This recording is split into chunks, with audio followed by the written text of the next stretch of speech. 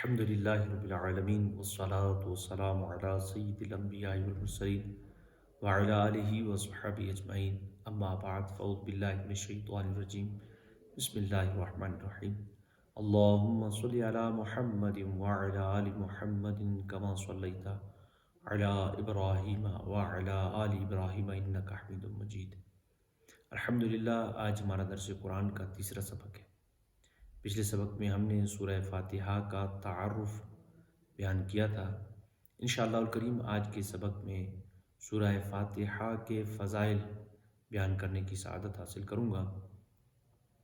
ویسے تو کثیر احادیث مبارکہ کے اندر سورہ فاتحہ کے فضائل بیان ہوئے ہیں، لیکن یہاں پر میں صرف 4 وہ حدیث مبارکہ بیان کروں گا جس میں سورہ فاتحہ کی فضیلت بیان کی گئی ہے۔ پہلی حدیث مبارکہ بیان کروں گا، حضرت ابو سعید بن معلہ رضی اللہ تعالی عنہ سے روایت ہے۔ آپ فرماتے ہیں کہ ایک مرتبہ میں نماز ادا کر رہا تھا، آقا دو جہاں صلی اللہ تعالی علیہ وسلم نے مجھے بلایا۔ آپ فرماتے ہیں میں نے جواب نہیں دیا اس لیے کہ میں نماز میں تھا۔ آپ فرماتے ہیں نماز سے فارغ ہونے کے بعد میں آقا دو جہاں صلی اللہ تعالی علیہ وسلم کے پاس حاضر ہوا۔ حضور علیہ الصلوۃ والسلام کی بارگاہ میں عرض کیا، رسول اللہ صلی اللہ تعالی علیہ وسلم آپ نے مجھے بلایا، میں اس وقت نماز ادا کر رہا تھا۔ آقا صلی اللہ تعالی علیہ وسلم نے ارشاد فرمایا، کیا تم تک یہ قرآن مجید کی یہ آیت مبارکہ نہیں پہنچی؟ استجیبوا للہ وللرسول اذا دعاکم، کہ جب اللہ اور اللہ کے رسول تمہیں بلائیں تو فوراً ان کی بارگاہ میں حاضر ہو جاؤ۔ آپ فرماتے ہیں کہ آقا صلی اللہ تعالی علیہ وسلم نے پھر فرمایا کیا تمہارے مسجد سے نکلنے سے پہلے میں تمہیں قرآن مجید کی سب سے افضل سورہ مبارکہ کے بارے میں نہ بتاؤں؟ آپ فرماتے ہیں حضرت ابو سعید بن معلہ رضی اللہ تعالی عنہ، آپ فرماتے ہیں آقا تو جہاں صلی اللہ تعالی علیہ وسلم نے اپنے دست مبارک سے میرے ہاتھ کو پکڑا۔ آپ فرماتے ہیں کہ جب ہم نے مسجد سے نکلنے کا ارادہ کیا تو میں نے آقا دو جہاں صلی اللہ تعالی علیہ وسلم کی بارگاہ میں عرض کی، یا رسول اللہ صلی اللہ تعالی علیہ وسلم، آپ نے فرمایا تھا کہ میں آپ کو قرآن مجید کی سب سے فضیلت والی سورت کے بارے میں بتانے والا ہوں۔ یا رسول اللہ صلی اللہ تعالی علیہ وسلم، قرآن مجید کی سب سے افضل فضیلت والی سورت کے بارے میں مجھے بتائیں۔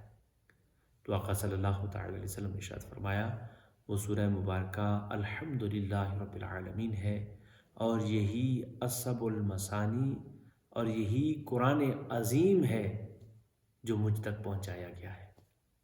یعنی اس حدیث مبارکہ کے تحت معلوم ہوتا ہے کہ قرآن مجید کی سب سے افضل اور سب سے زیادہ شان والی سورہ مبارکہ سورہ فاتحہ ہے۔ دوسری حدیث مبارکہ جو سورہ فاتحہ کی، جس میں سورہ فاتحہ کی فضیلت بیان کی گئی ہے، حضرت عبداللہ بن عباس رضی اللہ تعالیٰ عنہ سے روایت ہے۔ آپ فرماتے ہیں کہ ایک فرشتہ آسمان سے نازل ہوا، آقا دو جہاں صلی اللہ تعالی علیہ وسلم کی بارگاہ میں سلام عرض کیا۔ پھر آقا دو جہاں صلی اللہ تعالی علیہ وسلم کی بارگاہ میں عرض کی، آپ کو 2 نوروں کی بشارت ہو جو آپ سے پہلے کسی نبی کو عطا نہیں کیے گئے۔ فرمایا ایک نور سورہ فاتحہ ہے اور دوسرا نور سورہ بقرہ کی آخری آیتیں ہیں۔ یعنی اس احادیث مبارکہ کے تحت سورہ فاتحہ کو نور کہا گیا ہے کہ یہ سورہ مبارکہ نور ہے، اور اس سورہ مبارکہ کی فضیلت اور شان کو سمجھنے کے لیے معزز سامعین کرام اس بات کو سمجھیے کہ فرشتہ آقا صلی اللہ تعالی علیہ وسلم کو اس سورہ مبارکہ کی بشارت دے رہا ہے، آقا دو جہاں صلی اللہ تعالی علیہ وسلم کو بشارت دے رہا ہے۔ تو یہ کس قدر فضیلت اور شان والی سورہ مبارکہ ہے۔ تیسری حدیث مبارکہ بیان کروں گا جس میں سورہ فاتحہ کی فضیلت بیان کی گئی ہے۔ حضرت ابی بن قعب رضی اللہ تعالی عنہ سے روایت ہے۔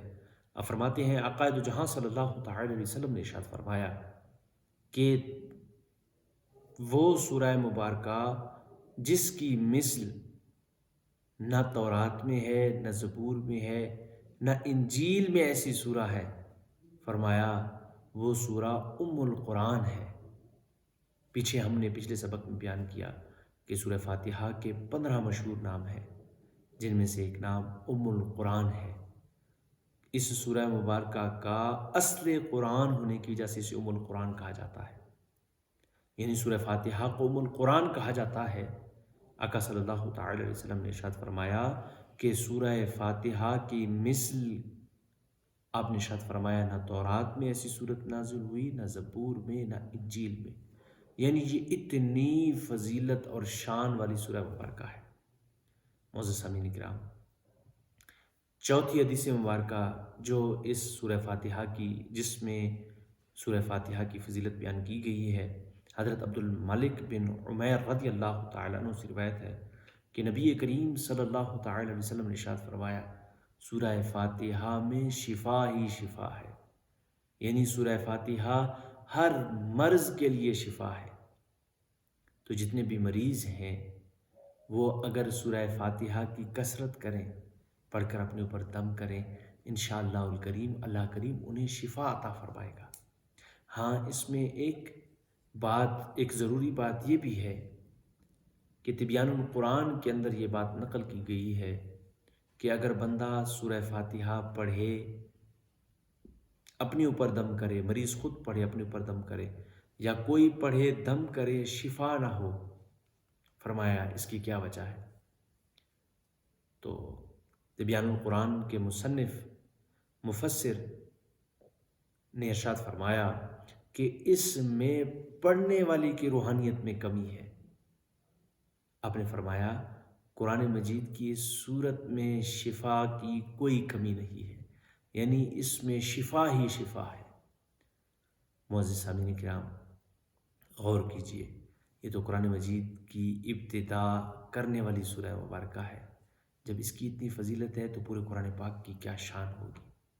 معزز سامعین کرام، اللہ کریم نے یہ عظیم کتاب اپنے پیارے نبی، آخری نبی حضرت محمد مصطفیٰ صلی اللہ تعالی علیہ وسلم پر نازل فرمائی اور ہمارے لیے اسے ہدایت کا ذریعہ بنایا۔ ہم اس سے ہدایت اس وقت حاصل کر سکتے ہیں جب ہم اس قرآن مجید کو پڑھیں، اس کی تفسیر کو پڑھیں، علماء سے اس کی تفسیر کو سنیں۔ انشاءاللہ الکریم ہمیں پھر معلوم ہوگا کہ اللہ کریم نے کتنی عظمت اور شان والی کتاب ہمیں عطا فرمائی ہے۔